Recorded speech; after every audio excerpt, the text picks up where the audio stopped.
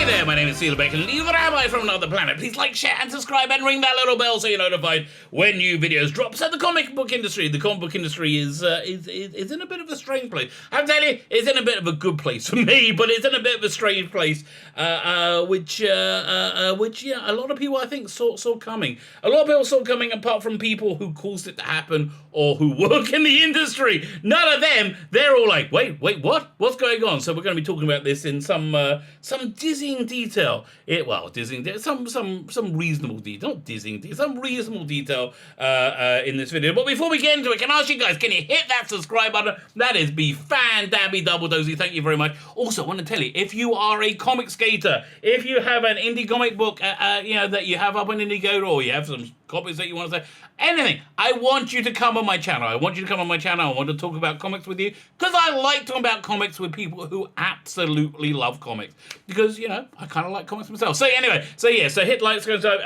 please subscribe to the channel. That'd be lovely. If you subscribe, you can enter my weekly competitions. The prize this week, no, I do a lot of Doctor Who stuff on my channel, because I like Doctor Who a lot. I'll do a lot of comic books. So the prize this week is a Doctor Who comics bundle, and it's a pretty darn good one, if I say so myself. You get a whole bunch of trade paperbacks and graphic novels, or whatever you want to call them, in this prize. This prize goes to one winner, okay? I'm not splitting them up in between. This is one winner's getting it. You get the incredible Abslom reprint graphic novel. There's a lot of artwork in it by Steve Dillon. You'll know Steve Dillon from Preacher. His work didn't change from the first line he drew to the last. He came in, he was like 16 when I was working in 2000 AD, and he was basically perfect from this first page to the last page. So he did the art on this. You got David Lloyd from V for Vendetta did a bunch of work on it. Then Lee Sullivan a bit later. You got this one, Polly the Glot. This must be from like the early 80s. It's John Ridgway artwork. I think also Steve Moore writing, good stuff. More, slightly more modern. We got the 10th Doctor and Martha collected comic book stories. This one's a pretty good one as well. We've got the Mark of Mandrogona. This will be the 7th Doctor. So this will be like, I'm guessing this is like late 80s, probably early 90s. Again, Lee Sullivan art, John Ridgway, Arthur Ranson. Arthur Ranson does an incredible strip in this. Oh my god, absolutely beautiful. I think I'm going to do a video. I'm going to drop it maybe tomorrow, maybe Saturday. Doing a bit of a retrospective about Doctor Who comic book strips, and this incredible publication of Vworp Vworp, all about Doctor Who comic strips, comic books. All you need to do to win this stuff is subscribe to the channel. That is the thing I'm trying to get you to do. Subscribe to the channel. Now, I would say, if you hate comic strips and you hate Doctor Who, just subscribe anyway, okay? I got nothing else. That's it. You got everything, but just subscribe anyway. One, make a rabbi happy, okay? That's something I can offer you. Subscribe to the channel, and then in the comments, if you would like to be entered to win this stuff, in the comments, leave the hashtag of Vworp Vworp. That's WVORP. Go check the video notes out. You can just copy and paste it. That's the easiest way of doing it.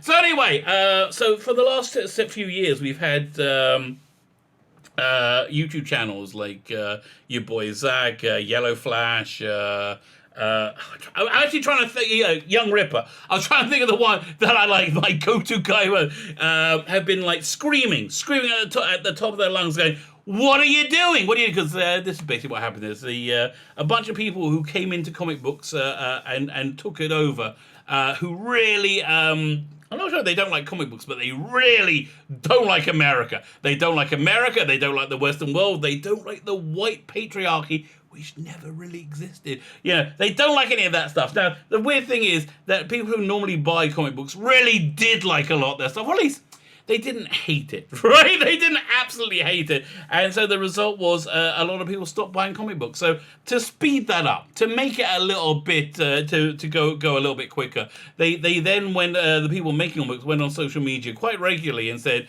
if you do not share our outlook, we're not going to say live and let live. No, we're not. That's not the age we live in now. We're not going to say live and let live. We're going to say, if you do not share our outlook on anything, really, on politics, on gender, on identity, and most of that outlook is completely insane. Okay? If you don't share that outlook or anything, you are pure evil, and we hate you, and we don't want you to to buy, any of our comics, because back then, back in the good old days for them, they survived on having to sell their wares, their writing, their artwork to publishing companies. And publishing companies, the economy was so good, you could put out a Batman comic and it would make enough money, it would fund about another 20 other comics that nobody really wanted, right. And so that's over. The pandemic ended that. And so DC is reorientating into a consumer-orientated company, which they haven't been for quite some time. The consumers they've chased away. So in doing this, they fired a third of their editorial staff, and that's just the beginning. This is a strong change of direction. The direction they want to change to is they would like people to buy comic books. So I've been watching this from the peripheries, through Ethan Van Sciver, through your boy Zach, the commentary channels like that, and your boy Zach was like, look, DC is too small for them to care about, right? And they're just not making enough money to care about, which he might be right. But I think what this is definitely something from the higher levels of management, the chief operating officers, that higher level, because there's been a lot of news stories about creators now going on social media, calling things hate groups, calling Comicsgate a hate group, and they made a lot of noise about it, and it's just been embarrassing, right? They just been they made all this noise about that, look, we're punching the National Socialists from Germany in the 1930s in the face. Oh, we're doing it. Yeah, we're on the right side of history. And they're like, okay, so great. I'm glad you're on the right side of history. That's wonderful. How much are you selling? Like how many? Like Aquaman that made $1 billion. So how much does it sell? That sell like 1 million copies a month. How much does that sell? What 20,000? What 20,000 in the New York area, but where globally, 20,000 globally. And so shut up! Why am I listening to you? What do you do? And they basically they've reorientated themselves. I put out a video that DC Comics are reorientating themselves to be a Comicsgate company, because Comicsgate, as I understand it, is a bandwagon I desperately want to jump on. I want to be very clear. I don't want anybody to say, "Oh, you're doing this because..." Yeah, I'm doing this because of that. I started my YouTube channel because I want to sell my comics, because I love freaking comics. It's a bandwagon I really want to jump. But as far as I understand it, basically means you treat your customers well. You treat your customers with respect, which is this new incredible, I think, attitude that DC Comics is going to have. So, the comic book industry in general, they reacted. The people who destroyed the industry reacted with lots of wailing and gnashing of teeth and, beating themselves with birch twigs and blaming everybody apart from themselves, of course. But we had this one interesting story, which is... former G.I. Joe writer Aubrey Citizen, this is in Bounding into Comics by Jonathan Trent, calls for, again, the headline is the dumbest thing I've ever heard, calls for unionization of comic book creators after massive DC layoffs. Yeah, so basically what you're saying there, Aubrey, is that they're not going to hire you. that you're screwed, and you want to save some face when you're never hired again by DC. So let's just read it. I'm not going to read the article. I'm just going to read the tweets because they're so freaking stupid. I don't need the article to tell me how stupid they are. Thank you, John and Trent, for putting this article up that I can reference to. So he starts up the Big Chuck Citizen. Although I'm quite amazed he doesn't have any rainbow flags, doesn't have any BLM in his title. By the way, I just found this is such a boomer moment. I just found out today that I've been using my the Twitter account I uses for the comic book company that I started called Biblical Comics, right? My channel is called The Rabbi from Another Planet. So nobody really puts me together when I comment on Twitter. I'm not on Twitter often. Nobody really puts me together. I'm not the same person. I just found out today, wait a minute, I can change it from when it says Biblical Comics to The Rabbi from Another Planet. I had no idea. I had no idea. So I'm doing that now. So I'll be more easily identifiable. I'll change my logo, my whatever it is, the little picture you have, the little Twitter picture you have, I'll change that to be my channel logo as well.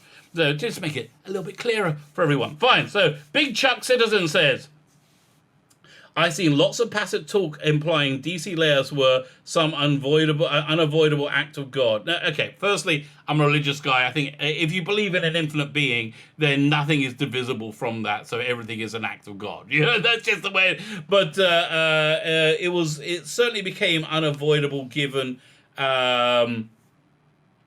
what you and your rest of the pros have done, your lack of professionalism and saleability, right? It was certainly unavoidable, an unavoidable result of your lack of professionalism and lack of saleability, right? So, yeah, it was unavoidable in that, but you didn't have to be unprofessional, and you could have written comics that people would want to buy, you know? And if you can't, somebody out there would, which is kind of the point. But that's not true. It wasn't unavoidable. He says a group of executives decided after profiting off people's labor for years. I guess that's fair. That's fair. You know, and I guess that's how business works. They did profit off people's labor for years. They profit somewhat more by kicking them to the curb. Again, they would profit more by kicking them to the curb during a global pandemic. Listen, it's not they'll profit more. They would be less embarrassed by, right? That's really what they'll be less embarrassed by. The DC Comics. You know, it's one thing that DC Comics isn't selling anything, but they're screaming at the top of their voices that they're on the right side of history while chasing anybody who might buy their comics, away. Yeah, I think they just wanted to not do that anymore. You know, I think maybe they wanted to have a profitable business, which the lack of saleability and professionalism prohibited, right? So, yeah, this is the way it is. So he continues.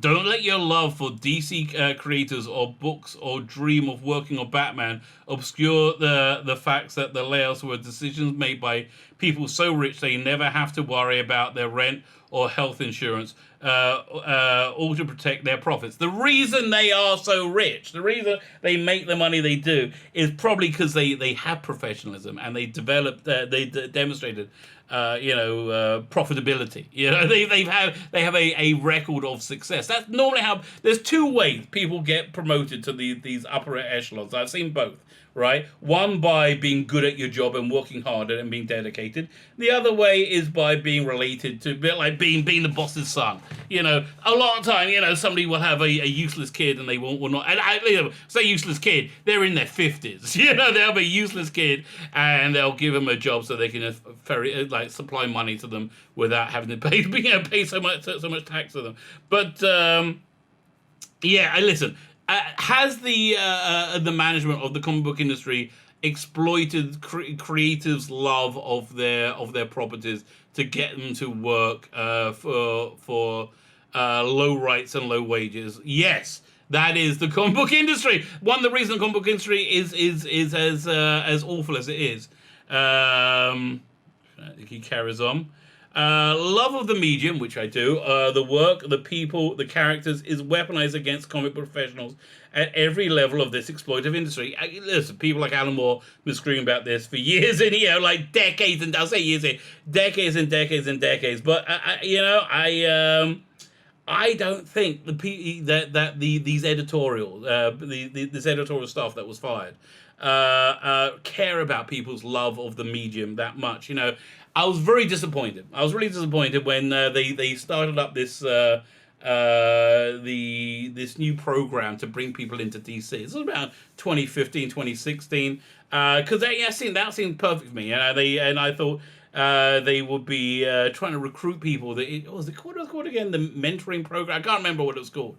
But I thought they would want to recruit people who had spent years working in the small presses, refining their skills, building things, building up their talent, and sweating and showing their absolute love of comic books, which is really what you get from Comicsgate comic books. You get like an absolute love of the medium.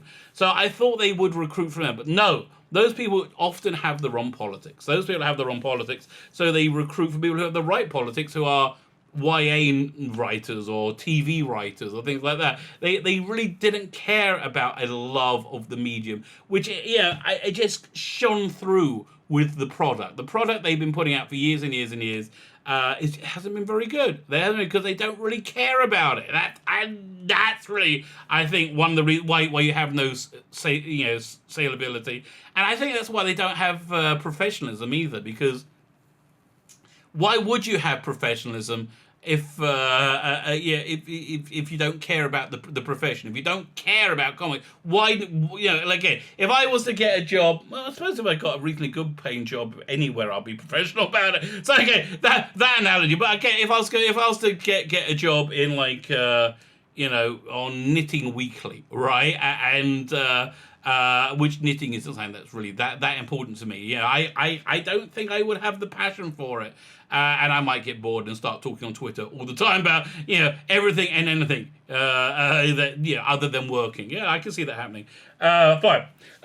So yes, but they have exploited professionals at every level, all to fill the pockets of board members at the world's biggest media companies. And again, most of the time, those board members are there because they work 12-hour days. They work 14-hour days. Yeah, people get into position of power because of hard work, more often than not. So now his hot take on this. Oh my God, it's the stupidest thing ever.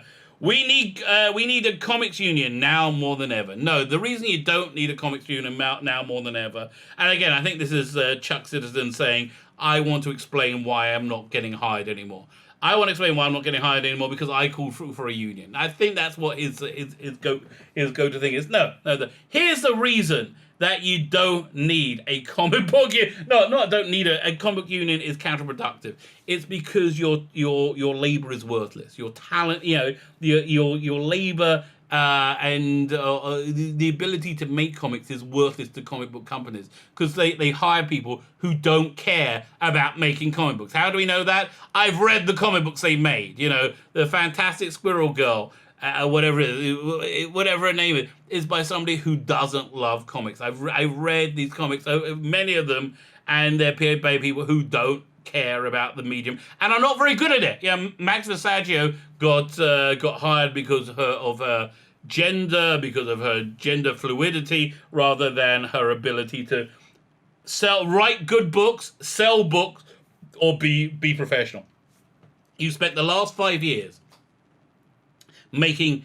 being good at your job and irrelevancy. So therefore, there's no skill you need to get into the industry anymore. You just need the identity. This is something that would have been good if you made if you made the industry something that would required skilled people. If quality of work was something that was important, unionization may have been good. But the truth is, they would still have people's love of these characters, of these legacy characters, to exploit anyway. So people want to do Batman, which I really don't understand. I think a bunch of people replied. He keeps going on. We need a comics union and a comics guild. Freelancers are subjugated to even worse than this. Everybody's a freelancer with no benefits, no job security of any time, and more often than not, no ownership over or even participation in anything they create. That is the idiotic choice they are making. I'd rather do a comic book about my own version of Superman than do Superman. Why? Because you distill it out to everything that you love about the character, everything you want to talk about the character, everything that's important about the character, and you make your own bloody character. I mean, listen, we all know. The boys are coming back. We all know Homelander, not Highlander. Homelander is Superman. Queen Maeve is Wonder Woman. We all know they're not legally those things. And so I would just rather work on my own creation and own my own creation. That's just good business sense. However, it makes more sense, I think, to get in the industry and make a name for yourself on these bigger properties. So when you do go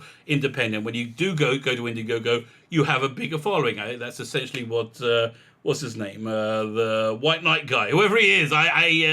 Yeah, people love his work. I'm like, yeah, I don't mind it so much. But the fact that I don't even can't remember his name off the top of my head. I'm gonna remember it the minute I stop this video. But I'll stop it in a second anyway. So who cares? You know, yeah. Again, if you wanted if you want unionization, the bottom line, if you want unionization, you have to have skilled labor, skilled labor that people want. And you just don't. That's what you've made the comic book industry something filled with people who aren't skilled at their job, and it didn't matter. So now your calls for unionization are just utterly ridiculous. So there you go, Big Chuck Citizen. I think more you're just explaining why you're unemployed. So you can have some street cred when you're not able to get a job writing a comic. Honestly, listen, like Chuck, who do you think is gonna demand that they need a Chuck Citizen book? You know, they're not. Nobody is. No, because you haven't done that. You haven't built that up. Alan Moore's done that. Frank Miller did that. Zack Snyder, no, not Zack Snyder. Zack Snyder, I guess, did that, but a different industry.